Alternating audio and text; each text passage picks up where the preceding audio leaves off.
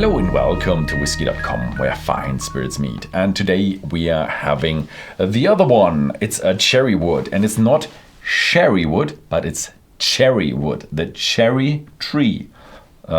These, the fruit, why do you use cherries, huh? I don't know.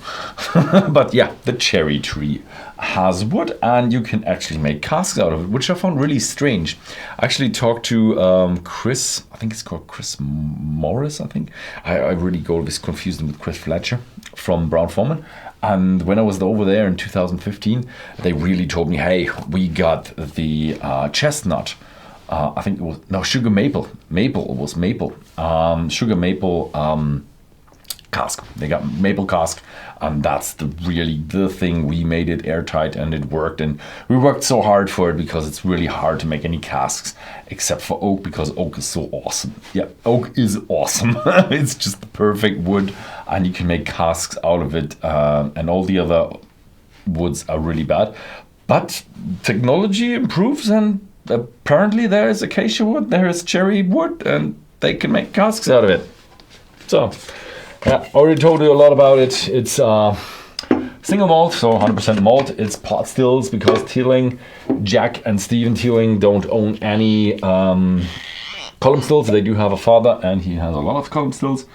And yeah, I don't think they trade. Maybe they do, but they write Teeling on it, and their father doesn't have the name Teeling anymore for his distillery. I don't know if he had the name Teeling for his distillery at all. He had Cooley before. I think that went to Beam, and now he has a Great Northern Distillery, a really big plant from an old harp factory. I think I talked about it in the acacia wood video. So anyway, let's try it. How is the cherry wood? Will it be fruity? No. The answer is definitely no. Yeah, it's dry.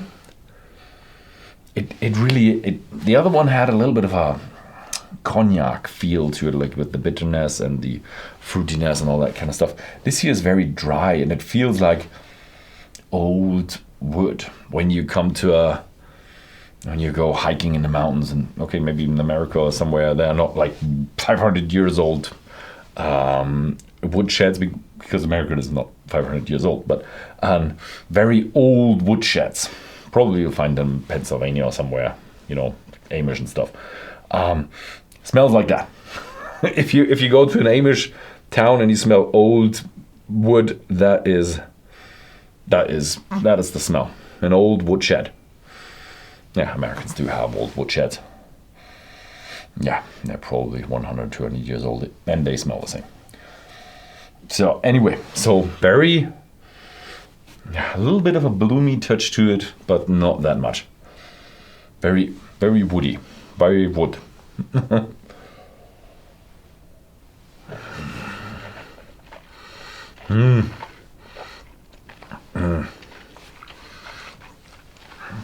What's amazing is that the 59 point, what was it this time? The 59.2 or something, yeah, 59.2. Not that strong. Really, the wood does its job. And also, this time, very dry, very woody. So the wood comes over a lot. And a little bit of a fruity, little bit of a vanilla touch to it. But very, very seldom. The wood is very, very intense. Yeah. Let's try to water it down a little bit. Add some water. Maybe it opens up like the oak, becomes a little bit more bloomy and a bit less dry, I would say. Because this is really dry as a very, very dry white wine, or white wine. Nope. Nope. This did not become more bloomy and more sweet. Not at all. Nope. The other direction. Become more dry, more wood.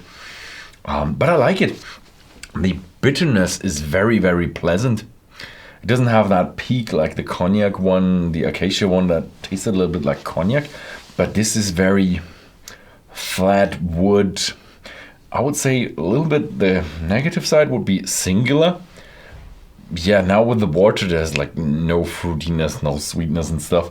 It's just nice. You have a bit of maltiness going on. You find that it's a whiskey, but very flat on the wood. And I would like to see that not just in a single cask. It's nice in a single cask to just feel it, but I would like to see it in cask marriage or finish. This finished in a PX cask or Oloroso cask or something like that. Might be very interesting. Or I might give it to a bartender. It sounds just right.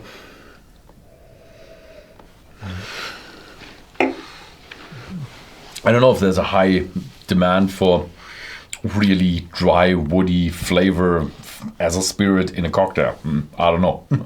But if you'd like to try that and you live in the Netherlands or Belgium, have a look at Whisky.com. You will find it there. And it's around 100 euros. Yeah, it's cask experiments. They're always a bit more expensive. And yeah, if you live in the United States, we do now have an online shop. Subscribe to our newsletter because we get new whiskies in, because we are starting this website, this platform, and to try to get into the whiskey business in the United States as well. Yeah, thank you very much for watching. I'll see you next time.